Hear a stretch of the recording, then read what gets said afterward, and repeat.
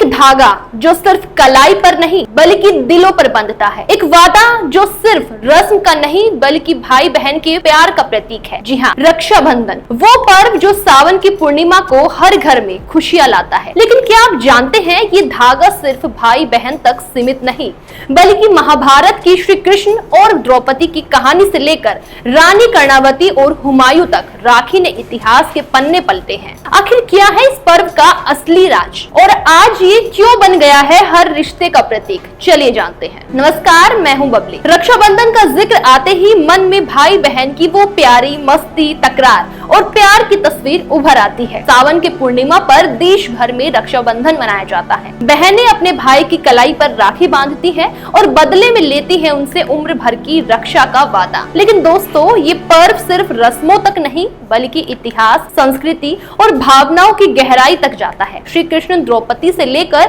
सिकंदर और रानी कर्णावती तक राखी ने कई अनकही कहानियां रची है। आज ये पर्व सैनिकों, पुलिस और समाज के रक्षकों तक पहुंच गया है। सवाल ये है, रक्षाबंधन का असली महत्व क्या है और ये आज भी हर दिलों को क्यों छूता है? आइए इस पवित्र बंधन की पूरी कहानी समझते हैं। रक्षाबंधन वो धागा जो प्रेम और विश्वास को जोड़ता है। महाभारत में द्रौपदी ने श्री कृष्ण को रक्षा सूत्र बांधा तो हुमायूं ने रानी कर्णावती की राखी का मान रखा। लेकिन इस पर्व की कहानी कितनी गहरी है, जानते हैं। रक्षाबंधन की जड़ें हजारों साल पुरानी है। महाभारत की कहानी सबसे चर्चित है। जब सुदर्शन चक्र से श्री कृष्ण की उंगली में चोट लगी तो द्रौपदी ने अपनी साड़ी का टुकड़ा फाड़कर उनकी उंगली पर बांधा। ये रक्षा सूत्र बन गया। बाद में जब द्रौपदी का चीरहरण हो रहा था, श्री कृष्ण ने उनकी लाज बचाई। ये कहानी राखी के विश्वास और जिम्मेदारी को दर्शाता है। एक और किस्सा 16वीं सदी का है। मेवाड़ की रानी कर्णावती ने मुगल सम्राट हुमायूं को राखी भेजी। जब बहादुर शाह ने उनके राज्य पर हमला किया, हुमायूं ने बहन का